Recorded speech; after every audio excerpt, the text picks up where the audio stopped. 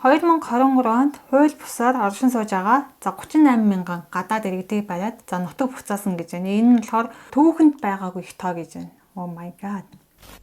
Виз олгож байгаа тэр нөхцөл гадаад иргэдэд маш өндөр түвшний тийм шаардлагыг тавьж байгаатай холбоотой болов гэж бодож байна. Хэрвээ би одоо визтэй ирнэ, Солонгост удаан урт хугацаар амьдармаар байна. Тэгвэл би юунаас эхлэх ёстой вэ? Одоо бүх гадаад хүмүүс энэ хөтөлбөрийн ашиг тусыг мэдээд эхэлсэн, алаан болдог болсон. Hi guys, цацаа байна. За өнөөдөр Солонгост урт хугацаагаар амьдрах гэж байгаа залуустай зориулаад би өөрийнх нь туршлагаасаа баг зэрэг хуваалцъя гэж бодлоо. Мэдээж маш олон төрлийн виз байгаа. За тэр визнээс ямар виз хүсэж байна. За тэрнээс шалтгаалаад тэр тухайн үений нөхцөл байдал. За энэ бас мэдээж маш том нөлөөтэй. Ямар бичгээр нь шаардлагатай байна. Энэ бол хүн болгон дээр өөр өөр байдаг. Миний хувьд болохоор Солонгос F5 буюу Youngjogon гэдэг урт хугацаагаар Солонгост амьдрах энэ визийг авсан байгаа. Энэ F5 гэдэг виз нь болохоор одоо нэгсийн Америкийн ногоон карт гэдэг шиг одоо Солонгост урт хугацаагаар амьдрах боломжтой виз байгаа. За нэг удаа дарагдахдаа 10 жилээр дарагдана. За 10 жил өнгөрсөд дараа яах вэ гэхээр шинээр зөвшөөрөл авах биш, гадаад иргэний үнэлгээ шинжилж авах боломжтой виз байгаа. KIIP гэдэг Солонгосын нийгмийн нэгдсэн хөтөлбөр байдаг. Магадгүй Солонгосын визтэй холбоотой мэдээллийн хайлт хийдэг хүмүүс залуус маань энэ хөтөлбөрийн талаар ерөнхийдөө мэдж байгаа байх. Зарим нь ийм хөтөлбөр байдаг гэсэн тийм цуу яриаг сонсон болов гэж бодож байна. Гэхдээ бид нар энэ хөтөлбөр надад ямар ашиг тус өгөх вэ? Энэ талаар ерөнхийдөө нарийн бас мэдэхгүй, эсвэл анзаарахгүй өнгөрөөчдөг явдал зөндөөдөг. Ялангуяа иймэрхүү хөтөлбөрийн талаар бид нар нэг чихээрээ оруулаад нөгөө чихээрээ гаргадаг тийм талтай байдаг. Би ч гэсэн ялгаагүй хэдэн жилийн өмнөөс энэ хөтөлбөрийн талаар сонсч илээсэн. Тийм байд юм уу гэж зүгээр өнгөрөөжлээсэн. Гэхдээ энэ хөтөлбөр надад хизээ ихтэй болсон бэ. F5 буюу Youngjogon авахд надад их тус болсон. Миний хувьд болохоор одоо 2 жилийн өмнөөс F5 визийн талаар ихэд судалж үзсэн. Судалж үзсэн чинь ер нь миний нөхцөл байдал тохиромжтой, боломжийн виз санагдсан. Ерөнхийдөө надаас шаардж байгаа материалын 80% нь бол надад бэлэн байсан байлээ. За үлдэгдэл 20% нь юу байсан бэ гэхээр нийгмийн нэгдсэн хөтөлбөрийн энэ оноо надад яг тусчихсан байгаа. За тэгээд би яасан бэ гэхээр шууд энэ хөтөлбөрт бүртгүүлсэн байгаа. За бүртгүүлээд энэ хичээлийн сонсоо, хөтөлбөрийн сонсоод дүүргээд за шалгалтын шууд өгөөд тэнцсэн байгаа. За надаас азийн тэнгэр их ивэсэн юм шиг аа. За юу вэ гэхээр нийгмийн нэгдсэн хөтөлбөр маань 0 шатнаас эхлээд 5 дугаар шат хүртлээр 515 цаг хичээл идэм байлээ. Анханаас нь 0 шатнаас нь эхлээд бүгднгийн сонсно гэх юм бол дор хаяж 2 жилийн хугацаа шаардна. За энэ мэдээж улирал болгоны хичээл бүртгүүлээд шат ахих шалгалтандаа тэнцээд дуусгасан хүний хувьд бол 2 жил. Дунд нь завсарлаад наана цанаа болоод явах юм бол мэдээж тэрнээс илүү хугацаа шаардлагадана. За би тэгээд яагаад ийм богино хугацаанд энэ хөтөлбөрийг сонсоод дуусгасан гэхээр миний топикийн оноо надад тусалсан. Топик 6-тай байсан тухайн үедээ хүчинтэй хугацаа ер нь 20 жил гэдэг шүү дээ. Тэр хүчинтэй хугацаа маань 1 сарын дараа дуусах байсан.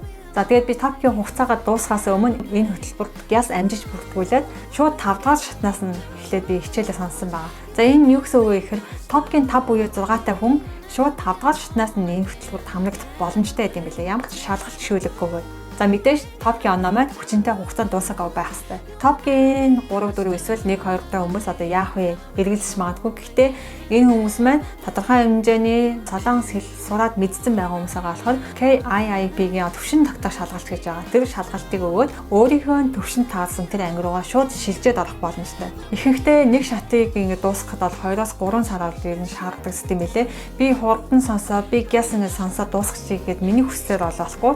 Миний одоо оршин сууж байгаа газартай ойрхон тэ хариат байгууллагууд зөндөө байгаа. Тэр байгууллагуудын ингээд цагийн хуваарийг хараад миний цагийн хуваарьтай тохирж байгаа тэр байгууллагатай өөрөө хүсэлт гаргаад тэгээ сонсох боломжтой байдаг. За тэр байгууллагуудаас ингээд заасан тэр хугацаа цаг бол байгаа. Тэгээд тэр цагтаа хичээлээ сонсоод дуусгана гэсэн үг. Өсөөс сүлцэн чинь нэг эрэхтэй хөвгч шиг болцсон. За яах. Бид нар ингээд виза сонгуулахгаа солиулах гээд очдөг.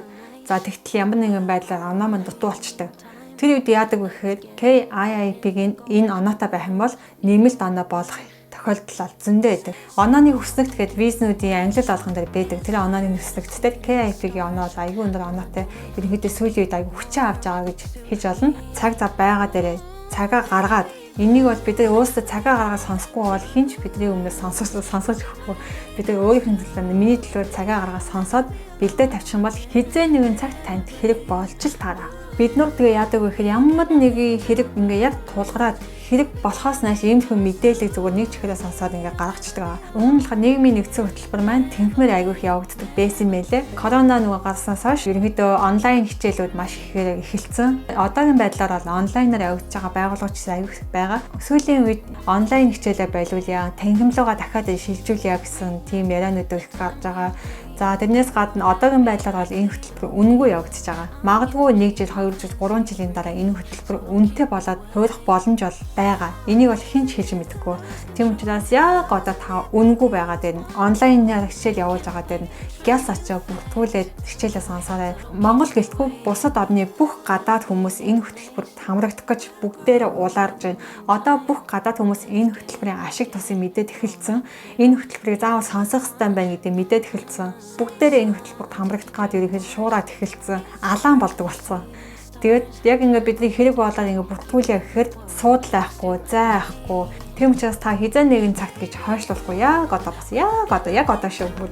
Яг одоо босоод энэ хөтөлбөртөө бүртгүүлээд цаг заваа гаргаад заав сонсоод дүүгээ дуусгачаарэ. Энэ бол хэн нэгний төлөөш, таны төлөө, миний төлөө, өөрийнхөө төлөө хийх ёстой зүйлийн нэг бол зайлшгүй мөн. Нэгэн тийм хайр улсад амьдарч байгаа юм чинь хууль ёсны амьдрах гэдэг чинь бас их аз жаргалтай шүү дээ. За өнөөдөр явсан миний хийсэн бичлэг танд багш гэсэн тус олсон бодоо гэж би бодож байна. Миний бичлэгийг дуустал үзсэн танд баярлалаа. Танд миний бичлэг таалагдвал лайк дараарай. Бас намайг дагаарай. Бүгдээрээ дараагийн бичлэгээр дахин уулзцгаая. Бай бай.